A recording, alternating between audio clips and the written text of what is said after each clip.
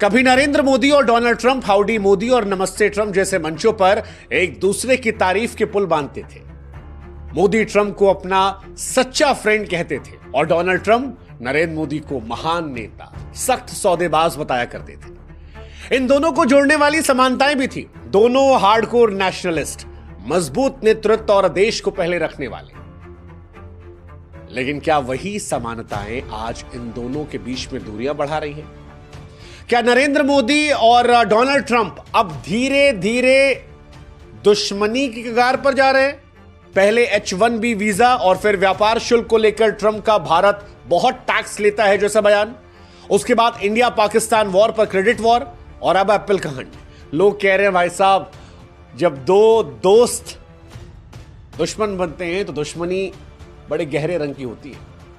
लेकिन ये सारी बातें क्यों हो रही है और आज क्यों हो रही है? क्योंकि ये घटनाएं तो बता रही हैं कि डोनाल्ड ट्रंप का भारत के प्रति रवैया बदल रहा है। लेकिन आज जब डोनाल्ड ट्रंप ने एप्पल के सीईओ टिम कुक से कहा कि भारत में फैक्ट्री मत बनाओ, भारत अपना ख्याल खुद रख सकता है, तो दुनिया को यह एहसास हुआ कि यह सिर्फ व्यापारिक सलाह नहीं थी, बल्कि एक राजनीतिक और रणनीतिक संदेश था। लेकिन सवाल यह है कि वो डोनाल्ड ट्रंप जो नरेंद्र मोदी को अपना सबसे अच्छा हितैषी, अपना दोस्त बता रहे थे, वो अचानक से मोदी से या भारत से इतने परेशान क्यों होने लगे? क्या इसके पीछे की वजह इंडिया पाकिस्तान वॉर में अमेरिका को क्रेडिट ना मिलना, डोनाल्ड ट्रंप की फजीहत होना, उनका ईगो हर्ट होना, या इंडिया का अब खुद फैसला लेना? क्या है जो ट्रंप को इतना परेशान कर रहा है और क्यों ट्रंप इतना बदल रहे हैं? और अगर ट्रंप बदल रहे हैं, अमेरिका बदल रहा है, तो भारत इससे कैसे निपटेगा? सब समझाएंगे। लेकिन पहले ट्रंप की समस्या को समझने की कोशिश करते हैं। अब डोनाल्ड ट्रंप की हाल फिलहाल में जो सबसे बड़ी समस्या है वो ये है कि डोनाल्ड ट्रंप को ऐसा लगता है कि नोबेल पीस प्राइज चाहिए था, और डोनाल्ड ट्रंप कोशिश कर रहे थे। पिछली बार भी जब ट्रंप आए थे तो वो नॉर्थ कोरिया तक गए थे, ये सोचकर कि नॉर्थ कोरिया को दुनिया में शामिल करवा लेंगे, पीस करवा देंगे, मैसेज जाएगा अमेरिका नॉर्थ कोरिया की दोस्ती का, पहले राष्ट्रपति जो उनकी जमीन पर उतरे और नोबेल पीस मिल जाएगा। बट नहीं मिला। इस बार लगा कि चलो नॉर्थ कोरिया ना सही, इंडिया पाकिस्तान सही। लेकिन चौबे जी बनने गए थे, वो दुबे भी नहीं बन पाए। कैसे? 10 मई 2025 को डोनाल्ड ट्रंप ने खूब गाजे बाजे के साथ ऐलान किया कि जी हमने सीज फायर करवा दिया। उसके बाद भी 4 दिन में डोनाल्ड ट्रंप 4 बार कह चुके हैं कि मैं इंडिया पाकिस्तान को रोका हूं, व्यापार के लिए वॉर को रोका हूं मैं। लेकिन भारत इनके दावों को खारिज कर दिया, और इसके बाद डोनाल्ड ट्रंप की डिप्लोमेसी का ऐसा जनाजा निकला कि उनकी टीम शर्म से जमीन में गड़ गई। वो समझ नहीं पा रहे कि क्या बोले इस पे। डोनाल्ड ट्रंप की जो सीज फायर की मध्यस्थता थी, वो भी इतिहास के सबसे फ्लॉप और शर्मनाक तमाशों में तब्दील हुई थी। टिकटॉक सीज फायर लोगों ने कह दिया था, क्योंकि जैसे ही डोनाल्ड ट्रंप ने ऐलान किया उसके थोड़ी देर बाद पाकिस्तान से गोला चलने लगा, इंडिया ने भी गोला मारने लगा। उमर अब्दुल्ला ने कहा कि भैया ये कैसा सीज फायर, और फिर भारत ने कहा भी कि वॉर नहीं रोका है हमने, सिर्फ पॉज लिया है। और आप लोग जानते हो वॉर में काहे पॉज होता है। कश्मीर को लेकर भी डोनाल्ड ट्रंप ने कहा था कि मैं हल निकलवा दूंगा, I will solve this issue. फिर नोबेल प्राइज दिख रहा था उन्हें। लेकिन भारत बोला कि वो कश्मीर जो आपके लिए मसला है वो हमारे घर का मामला है, और घर के मामले में दोस्त भी इंटरफेयर नहीं करते। बात होगी तो पीओके पर होगी, वो जो पाकिस्तान को पैसा दे रहे हो उस पर होगी, आतंकवाद पर होगी। अब सवाल यह है कि क्या ये बातें डोनाल्ड ट्रंप की छवि को नुकसान पहुंचाई? क्या उनके अहंकार को ठेस पहुंचाई? मतलब फिर मैं कह रहा हूं, आप समझिए इस बात को, कि उत्तर कोरिया के किम जोंग से हाथ मिलाकर वो ग्लोबल पीस लीडर बनने चले थे। लगा था नोबेल प्राइज ले लेंगे, वहां फंसे तो इंडिया पाकिस्तान में शांति कथा करने लगे, लेकिन कहीं नहीं रहे वो। इसके अलावा डोनाल्ड ट्रंप जो है वो इंटरनेशनली अपने आप को मोस्ट डोमिनेटिंग लीडर के तौर पर पेश करते हैं। उनका कार्यकाल जो है ये आखिरी कार्यकाल है, और डोनाल्ड ट्रंप शायद चाहते हैं कि इस कार्यकाल में जितनी चर्चा हो वो डोनाल्ड ट्रंप को लेकर। लेकिन भारत का जब स्टैंड स्ट्रांग रहा तो इंडिया पाकिस्तान वॉर में चर्चा तो मोदी जी की हुई कि भाई चढ़ के मारे।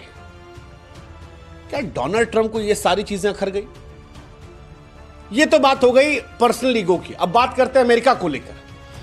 टिम कुक ने दरअसल ये कह दिया था कि अमेरिका में जो आज आईफोन बिकते हैं वो 50% इंडिया में बन रहे हैं। अब इंडिया के लिए तो ये प्राउड मूवमेंट है, लेकिन डोनाल्ड ट्रंप के लिए टिंग टोंग खतरे की घंटी थी। ट्रंप को शायद इस बात का डर रहा होगा कि यार अगर एप्पल का सीईओ ये कह रहा है तो दुनिया के जो बड़े ब्रांड हैं उनका रुख भी तो बदलेगा, और अगर सब भारत की तरफ मुड़ गए तो क्या अमेरिका पर यह असर पड़ेगा। क्योंकि इस बार जब से डोनाल्ड ट्रंप लौटे हैं तब से अमेरिका फर्स्ट की वो बातें खूब कर रहे हैं। ऐसे में एक अमेरिकी आइकन कंपनी जो कभी चीन पर निर्भर थी अब भारत को निर्माण का हब बना रही है। क्या यह परेशान करने वाली चीज है? क्या मेक इन इंडिया जब मेक इन अमेरिका के सामने अपनी पहचान बना रहा है तो यह उनको परेशान कर रहा है? क्या परेशान कर सकता है? अब एप्पल का जो भारत में निवेश है वो भारत की अर्थव्यवस्था को तो मजबूत कर रहा है, ग्लोबली भी लोगों में एक मैसेज दे रहा है। ऐसे में डोनाल्ड ट्रंप की अमेरिका फर्स्ट नीति जो है वो इसको परेशान कर सकती है। एक कहानी है, हालांकि भारत कमजोर नहीं है क्योंकि भारत के पास आबादी बहुत बड़ी है। वही आबादी जो कई बार कमजोरी लगती है कई बार ताकत बन जाती है। बाजार बहुत बड़ा है। इंडिया में आज हम जैसे कितने लोग हैं जो आईफोन का इस्तेमाल कर रहे हैं। अब अगर एप्पल को लेकर कोई तामझाम करते हैं डोनाल्ड ट्रंप तो इंडियन गवर्नमेंट भी कार्रवाई कर सकती है, एप्पल पर बैन लगा सकती है, नियम सख्त कर सकती है और टैरिफ बढ़ा सकती है। अमेरिका को भी नुकसान हो सकता है। तो ऐसे में रिसेंट में कुछ होगा ऐसा तो लगता नहीं है। लेकिन डोनाल्ड ट्रंप ने जो बयान दिया है ये एक्चुअली एप्पल को लेकर केवल नहीं है, ये इंटरनेशनल बड़ी कंपनियों को लेकर है कि भारत में निवेश करने से पहले आप अमेरिका को प्रायोरिटी दो। और यहीं से सवाल उठ जाता है कि डोनाल्ड ट्रंप भारत के अब दोस्त हैं या दुश्मन बन गए हैं दोनों घटनाओं को लेकर, चाहे वो इंडिया पाकिस्तान वॉर वाली घटना हो या जो एप्पल को लेकर उन्होंने किया।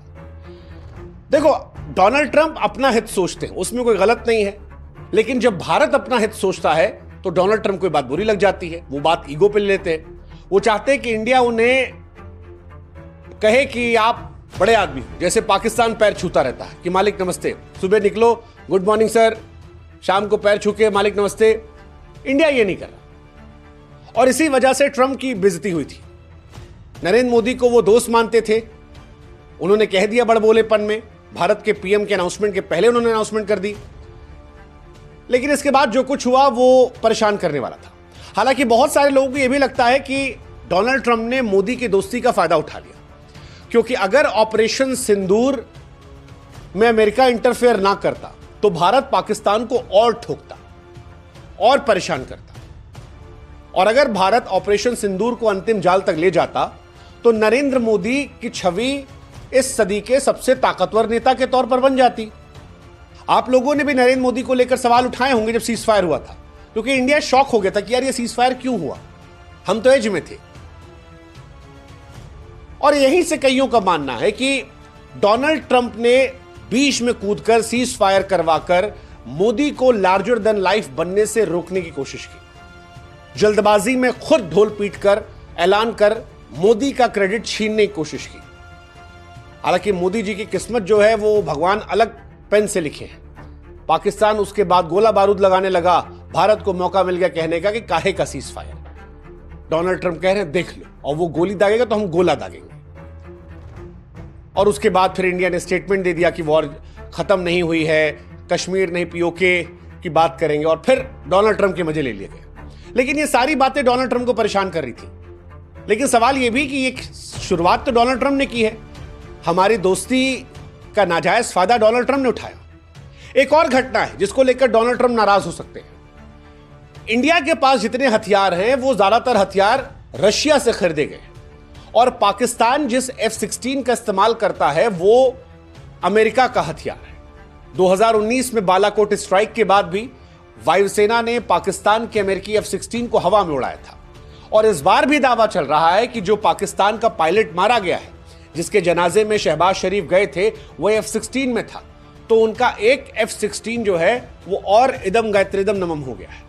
अब F-16 जो है वो अमेरिका की श्रेष्ठता का प्रतीक रहा है, और जब इसके नष्ट होने की खबर आती है, और पिछली बार तो हमारे हल्के फुल्के जहाजों ने इसे नष्ट किया था, तो यह पाकिस्तान के लिए, अमेरिका के लिए शर्मिंदगी की वजह बना है। 2019 में पहली बार F-16 को सार्वजनिक रूप से बेइज्जत होना पड़ा था। और इस बार भी कहानी है, क्योंकि F-16 अमेरिका के लिए केवल एक फाइटर जेट नहीं है, और यह फाइटर जेट की हार नहीं थी, यह अमेरिका के हथियारों की साख पर सवाल था। जैसे S-400 को लेकर जब खबर आई थी तो रशिया में कंपनियों के जो स्टॉक्स थे वॉर सामान हथियार बेचने वाले गिरने लगे थे। बाद में मोदी जी गए, खड़े हुए दिखाया S-400 जिंदा है, और पूछे कि कहो भाई पाकिस्तान तुम भी आओगे, तो ठीक हुआ बैलेंस।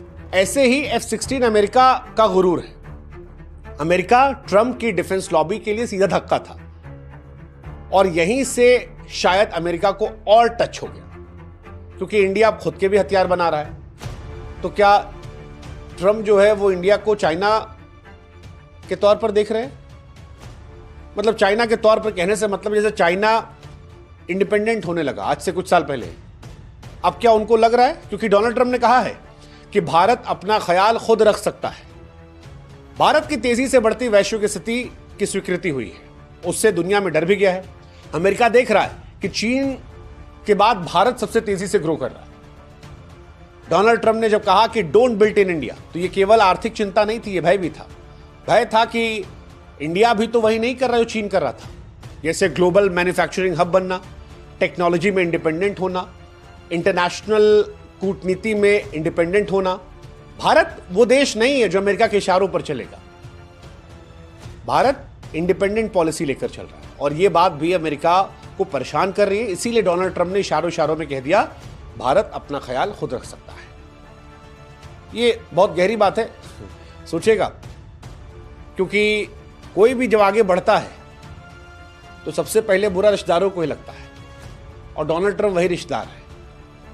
जब तक उनके साथ रहोगे चाचा नमस्ते, तब तक तो कहेंगे हाँ बेटा खुश हो, खुश, हम तुम्हारा ख्याल रखेंगे। लेकिन जब लड़का खुद बड़ा हो रहा है तब डोनाल्ड ट्रंप कहेंगे नहीं, कल को बड़ा हो गया तो हमारे बराबर बैठेगा। अच्छा थोड़ी ना लगता है। अब सवाल यह है कि अगर भारत इस तरह से आगे बढ़ रहा है तो फिर भारत को अब क्या करना पड़ेगा, क्योंकि डोनाल्ड ट्रंप तो मानने वाले हैं नहीं। अमेरिका तो हिपोक्रेट है। हाँ, हिपोक्रेट ही तो है। अभी डोनाल्ड ट्रंप जिस कतर के यहां गए थे 2017 में, उसी को आतंकवाद का फंडर कह रहे थे, और इस बार 400 मिलियन का प्राइवेट जेट खरीद लिए, लॉयल फ्रेंड कह रहे हैं। सीरिया के जिस नेता को आतंकवादी कह रहे थे उसे डोनाल्ड ट्रंप यंग अट्रैक्टिव गाय कह रहे थे विद स्ट्रॉन्ग पास्ट। हमारे यहां जिसे घूस लेना कहते हैं, अमेरिका के यहां उसे दोस्ती डिप्लोमेसी कहते हैं। ये जो डोनाल्ड ट्रंप को जहाज मिला है ये घूस है, आसान शब्दों में अगर समझाएं तो। वो दोस्ती यारी में नहीं दिया गया है, घूस दिया गया है जिससे चार काम उनका हो जाए। और डोनाल्ड ट्रंप का एजेंडा जो है धीरे धीरे उस हिसाब से बदल रहा है। अब मुस्लिम देशों को लेकर उनमें वो तलखी, वो सख्ती नहीं है। लेकिन ये तो चलो उनका अपना, अमेरिका का स्टैंड, इससे हमारा क्या लेना देना। हमारा पॉइंट ये कि डोनाल्ड ट्रंप को दिक्कत क्या है। तो एक दिक्कत तो ये है कि फिलहाल राइज ऑफ इंडिया, भारत अपने डिफेंस को स्ट्रांग कर रहा है, टेक मार्केट में सीधा कंपटीशन बन चुका है। भारत में पॉलिसीज जो हैं वो भारत को ध्यान में रखकर बनाई जा रही हैं। डोनाल्ड ट्रंप नहीं चाहते कोई और चर्चा हो, उनका लास्ट कार्यकाल है। मोदी जी तो अगली बार भी आ जाएंगे, हो सकता है ना आए, हो सकता आ जाए। लेकिन डोनाल्ड ट्रंप तो चाहेंगे तो भी नहीं आ पाएंगे। अमेरिका में तो 2 ही बार राष्ट्रपति बन सकता है आदमी। ऐसे में उनके प्रॉब्लम है, वो देश की प्रॉब्लम भी हो सकती है, ईगो की प्रॉब्लम भी हो सकती है, रणनीतिक असुरक्षा की प्रॉब्लम भी हो सकती है। और ये अब दिख रहा है खुलकर।